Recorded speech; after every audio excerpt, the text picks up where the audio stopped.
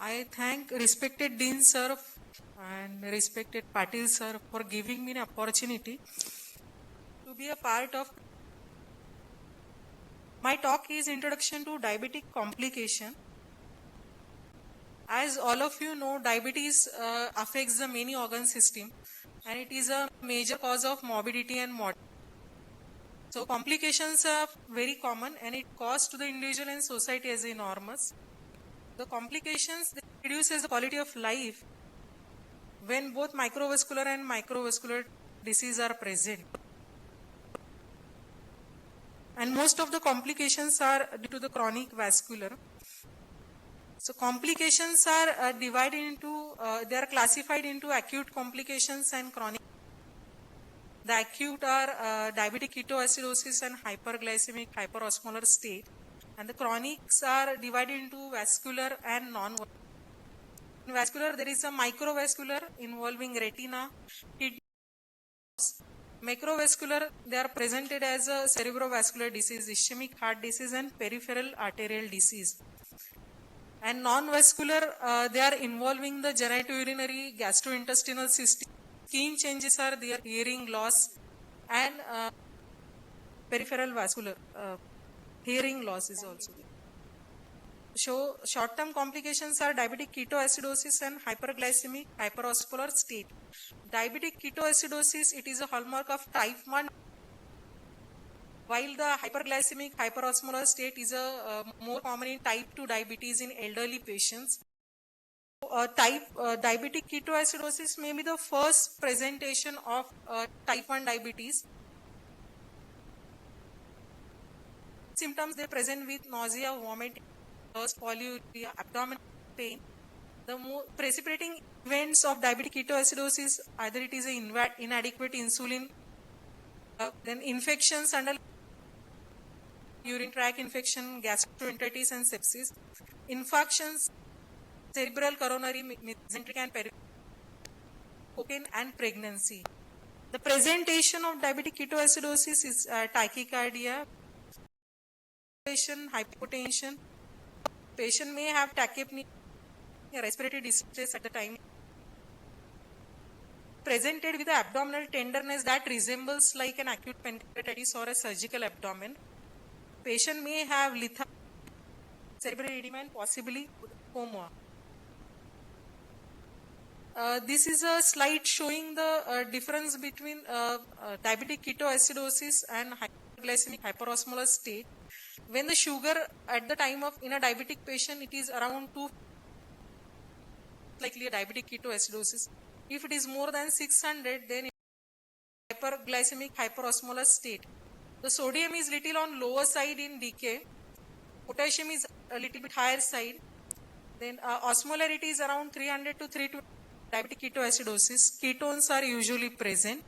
Bicarb is lower, less than 15. Then there is a high anion gap in diabetic ketoacidosis. While in hyperglycemic hyperosmolar state, the sodium is in the normal range. There is no ketosis and there is an anion gap is usually normal. So management of diabetic ketoacidosis, as all of us know, first we have to confirm the diagnosis, then admit the patient, assess the electrolytes and renal functions. You have to replace the fluids, then administered an insulin. Again reassess the patient whether there is an underlying precipitating factors. So you have to find out the underlying precipitating factors and treat accordingly. Then monitor the vitals, replace the potassium, soda bicarb and insulin. So we are mainly focusing on chronic complications. Chronic complication, the underlying etiologic factor is a chronic hyperglycemia. Chronic hyperglycemia causes micro and macrovascular complication, as we all of us know. So diabetic retinopathy, it is a leading cause of blindness in working age group, like in 20 to 74 years of age. Then diabetic nephropathy, it is a leading cause of end-stage renal disease. Stroke causes 2 to 4-fold increase in cardiovascular mortality. There is an increase in mortality in cardiovascular as well as in stroke. So 8 out of 10 diabetic patients, they die of cardiovascular event. And diabetic neuropathy, it is a leading cause of non-traumatic lower extremity amputation. So mechanism, there is a significant overlap exist between the mechanism contributing to microvascular and macrovascular complication in diabetes. They have given a 4 hypotheses or theories for mechanism of chronic complication of chronic hyperglycemia. As we know, it is a main etiologic factor that causes the epigenetic mechanism in affected cells lead to release of neutral factor kappa chain B protein that causes an inflammation and endothelial dysfunction. It also causes an oxidative stress that activates various metabolic pathway that leads to endothelial dysfunction and release of growth factors and cytokines. All these mechanisms lead to endothelial dysfunction, which is responsible for microvascular complications. This pathogenesis is less inconclusive in macrovascular complications. So other theories, one theory is there is a release or formation of advanced glycosylated end products. Then second is increased glucose metabolism via sorbitol pathway then increased formation of diacyl glycerol lead to activation of protein kinase C, which alters the transcription of fibronectin, type 4 collagen contractile protein, and extracellular matrix protein in endothelial cells and neurons. Then increased flux through the hexosamine pathway, which generate fructose 6-phosphate, a substrate for O-link glycosylation and proteoglycan production, leading to altered function by glycosylation of protein, endothelial nitric acid synthesis. These are the mechanism behind the chronic complication in diabetes. These are the risk factors for diabetic complication, modifiable and modifiable. For a genetic and duration of diabetes, it's a strong risk factor for microvascular disease as well as poor glycemic control, blood pressures. Then for macrovascular complications, blood pressure, high blood pressure, anemia, smoking, it is a strong risk factor for macrovascular diseases. Then diabetic retinopathy, as we all know, it is a leading cause of blindness, eye disease. It affects the retina. It is a silent complication with no initial symptoms. When the symptom occurs, treatment is more complex. So screening, once you diagnose a patient with a diabetes, we should go for the screening of retinopathy. So what is the pathophysiology behind diabetic retinopathy? High blood glucose, that is hyperglycemia. They blocks the tiny retinal blood vessels and eyes attempt to grow a new blood vessel, that is neovascularization. The new blood vessels that develop properly leads to leakage of the fluid and there is a eye damage. So diabetic retinopathy is classified into 2 stages, non-proliferative diabetic retinopathy and proliferative retinopathy. This is a natural history of diabetic retinopathy. From mild non-proliferative diabetic retinopathy, which is presented as a vascular microaneurysm, cotton wool hemorrhages, cotton wool spots and dot blot hemorrhages, if the sugar is uncontrolled and blood pressure is not controlled, they slowly progress to moderate non-proliferative diabetic retinopathy, then severe and proliferative diabetic retinopathy, which is presented as a retinal detachment and vitreous hemorrhage. So these are the risk factors for diabetic retinopathy: poor glycemic control, long duration of diabetes, hypertension, dyslipidemia, nephropathy, pregnancy and tobacco use.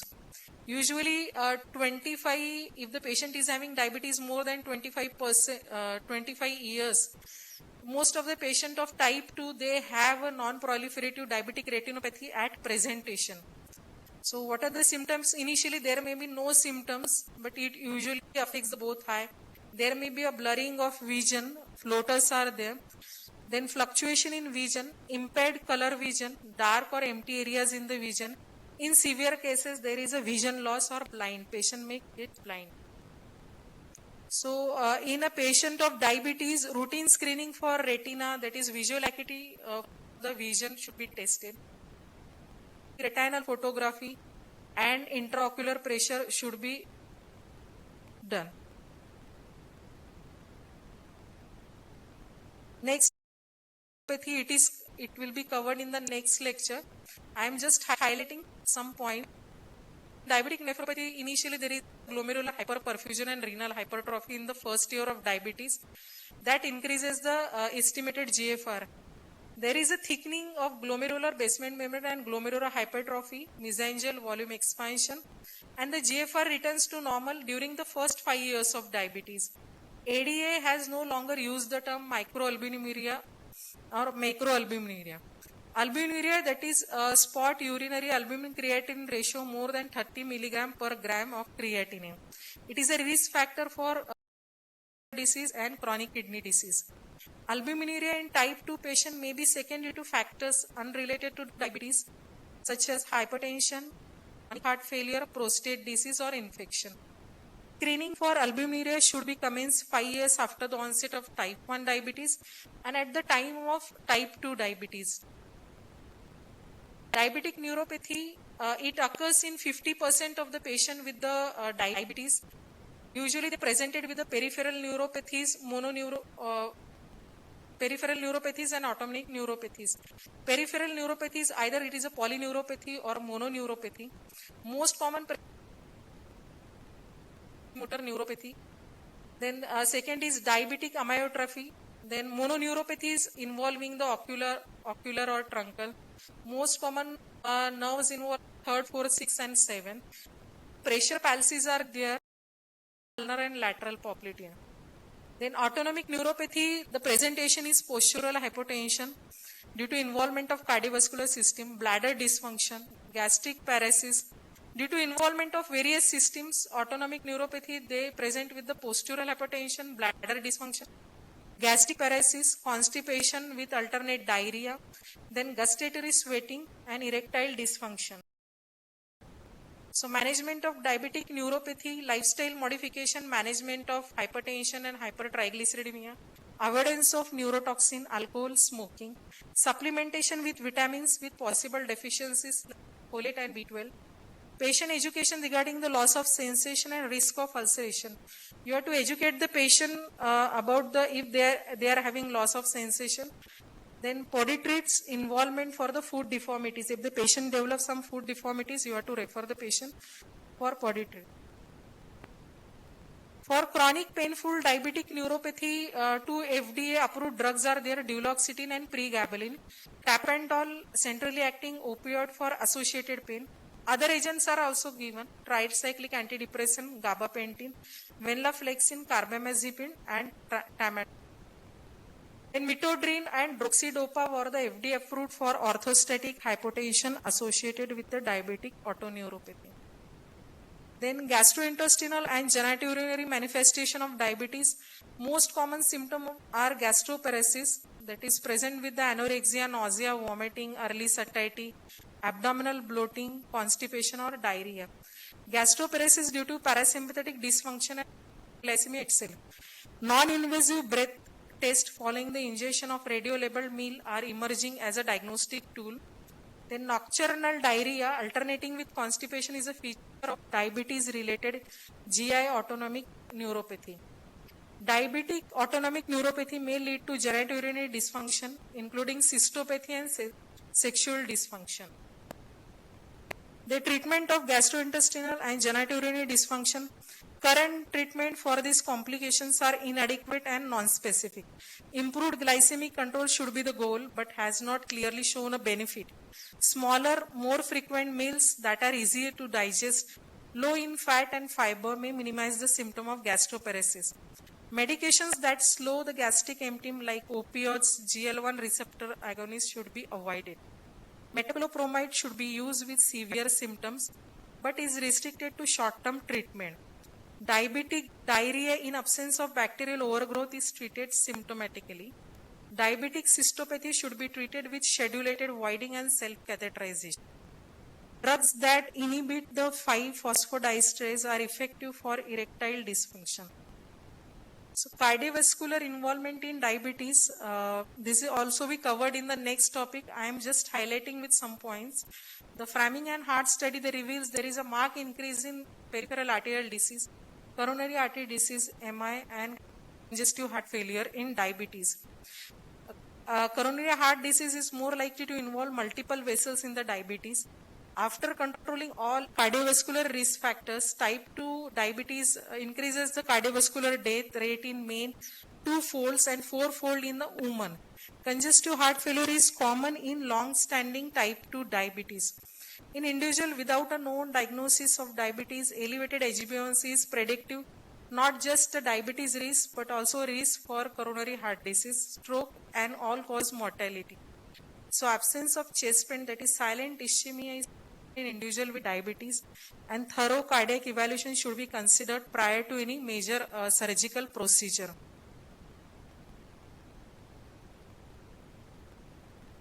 Dermatological manifestation in diabetes, it is more common is xerosis and pruritus, protracted wound healing, and skin ulcerations are also common. Then diabetic skin spots are there, or papules. Bullous diabeticorum, necrobiosis lipoidica diabeticorum, it is uncommon and more in young females. Then acanthosis nigricans, granuloma annulare, lichen planus, scleroedema, lipoatrophy and lipodystrophy. It was common earlier but not now. Then how to manage an early complications of diabetes? First is lifestyle modification like healthy eating, regular exercise, regular blood sugar monitoring, then medication adherence, regular follow-up with multidisciplinary field of HCP, that is endocrinologist, diabetologist, and ophthalmologist. In glycemic control, these are the trials, DCCT, that is diabetes control and complication trial. They compared the intensive insulin therapy, that is insulin pump or multiple daily injection, versus conventional therapy, 1 or 2 injections per day, in 1,441 patients with type 1 diabetes. After a mean of 6.5 years, intensive therapy effectively slowed or delayed the onset of diabetic retinopathy, nephropathy, and neuropathy in insulin-dependent patients. In a 4-year follow-up after the study ended, the reduced risk of progressive retinopathy and nephropathy persisted despite a narrowing of HbA1c level in 2 groups. This is Kumamoto trial, include 110 patients with type 2 diabetes, showed that intensive therapy with multiple daily injection, that is preprandial, regular, bedtime, intermediate acting, compared with a 1 or twice a daily insulin injection, decreased HbA1c from 9.4% to 7.1%. Two-step progression of retinopathy decreased by 6%, nephropathy progression decreased by 70%, and now velocity is improved, supporting the efficacy of intensive therapy. Third is the UKPDS group. They evaluated 5,102 patients with type 2 diabetes. Patient with the intensive treatment with metformin, sulfonylureas, or insulin versus conventional treatment had a lower average HbA1c and 12 years risk reduction of 27% for retinal photocoagulation, 33% for microalbuminuria, 74% for doubling of the creatinine. The importance of intensive therapy in reducing microvascular complication of the diabetes. Can we wrap it up? Yeah. How many slides remain? 4 slides. So lipid control with the statin. Statin should be prescribed for all patients above 40. Blood pressure control, blood pressure should be controlled. The aim is to BP should be more than 130/80 or 125/75 millimeter of mercury if the proteinuria is present. The choice of initial antihypertensive drug is less important than reducing the blood pressure. Tight targets are difficult to reach and require at least 3 antihypertensive drugs. So, summary, multifactorial approach is important in managing the diabetic complication. A structured protocol-driven multifactorial approach, lifestyle advice, aspirin, angiotensin converting enzyme inhibitors, tight control of glucose, blood pressure and lipid in a specialist setting. Important to reduce the risk of progression of microvascular and macrovascular disease for better quality of life. Thank you.